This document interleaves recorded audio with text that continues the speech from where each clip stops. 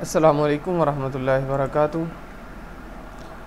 वजाहत मसूद साहब का आज का आर्टिकल है जबर की साइंस और मुज़म्मिल घड़ी साज की माँ। आप हमारे चैनल को सब्सक्राइब भी कर लीजिए और बेल आइकॉन के बटन को भी प्रेस कर दीजिए। वजाहत मसूद साहब अपने आर्टिकल का आगाज़ करते हुए लिखते हैं, कायद-ए-आज़म का पाकिस्तान दो लख्त हो गया तो भुट्टो साहब का इनकलाब नमूदार हुआ। कुछ ऐसा ही इनकलाब था जैसी इन दिनों तब्दीली आई है। तिफलान गली कूचा का हंगामा भी मानूस है और पसे पर्दा खेल भी कुछ ज़्यादा मुख्तलिफ नहीं। एक फ़र्क अलबत्ता तब मौजूद था, भुट्टो साहब तारीख़ के संजीदा तालिब इल्म थे। असर हाज़िर की हरकियात पर गहरी आँख थी, तवील इंतज़ामी तजुर्बा था। सियासत के खेल में फ़ौरी रद्द-ए-अमल और दूर रस बसीरत का फ़र्क जानते थे। एक आंच की कसर अलबत्ता रह गई।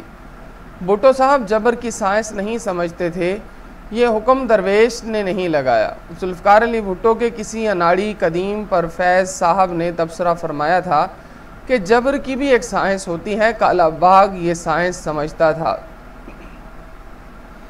भुट्टो साहब नहीं समझते। भुट्टो साहब ये साइंस समझते भी कैसे? मियाँ वाली के अमीर मोहम्मद काला बाग ने तो जबरूद की सकाफ़त में आँख खोली थी। बारानी ज़मीं पर हवा के झोंकों से मुरतब होती आर्जी ऊंच नीच को कायनाती हकीकत समझता था। ज़ोर आवर के सामने इज़्ज़त नफ्स रहन रखने को अक्लमंदी की मिराज समझता था। कमज़ोर को कुचल के अपनी ओछी अना की तस्कीन में इसे आर नहीं था।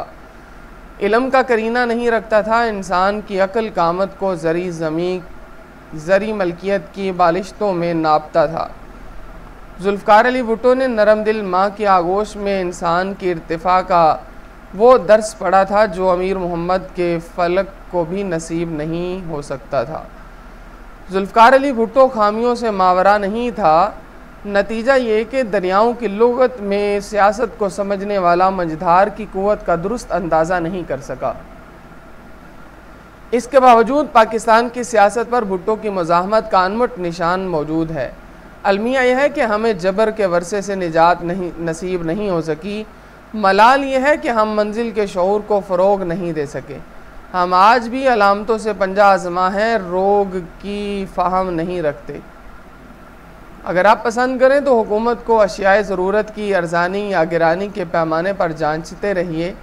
मईशत तो शहरों की क़ुव्वत ख़रीद बढ़ाने पर गौर करती है। अगर कोई अफलातून छीन छपट के हाव हू से मईशत के रखने रफू करना चाहता है तो ऐसा कर देखे। मईशत तो पैदावार और तिजारत और सरमायाकारी की सहजहती रोशनी में आगे बढ़ती है। अगर कोई समंदरों से निकलने वाले तेल और पहाड़ों से मिलने वाले सोने में कौमी दौलत का ख्वाब देखता है तो उठाए फावड़ा और निकल जाए दास्तां की नहर खोदने। अगर कोई ईंट पत्थर की इमारतों को तालीम करार देना चाहता है तो शौक़ पूरा कर ले।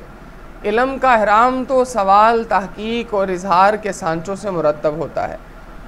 अगर कोई समझता है कि सज़ाओं का बाज़ार गर्म करके इंसाफ की ज़िंदगी बख्श हरारत का सामान हो सकता है तो चौराहों में फांसी घाट सजा ले।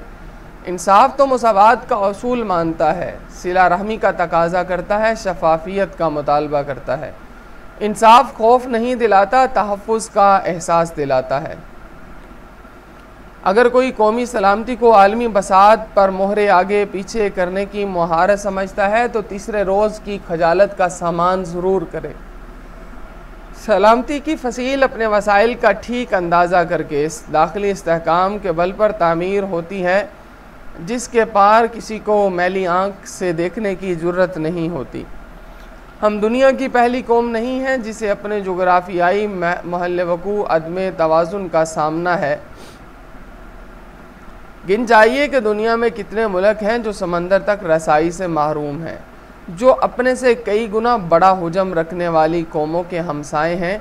हम दुनिया में वाहिद मुल्क नहीं हैं जिसे वसाइल की किल्लत का सामना हो। दूसरों ने तरक्की और सलामती के लिए हमारा नुस्खा क्यों इस्तेमाल नहीं किया कि 70 बरस में अपनी आबादी 7 गुना बढ़ा ली जाए। मुतलक नाख्वानदा आबादी में 3 गुना का इजाफा कर लिया। तालीम का मयार इस कदर गिरा लिया कि अंदरून मुल्क तालीम पाने वाले रोज़गार की मंडी में बेकीमत हो गए। ज़र मुबादला के ज़खायर पिछले 20 बरस से यक अददी खाड़ी से निकल नहीं पाए। मालूम हुआ कि सरकार इस खोज में है कि गुज़श्ता 10 बरस के दौरान लिए गए बैरूनी कर्ज़े कहाँ गए। क्यों भाई इस मकहूर अशरे की तखसीस क्यों? ये तो रियासती सतह पर होने वाला लेन देन है, किसी के ज़ाती खातों की छान फटक तो है नहीं।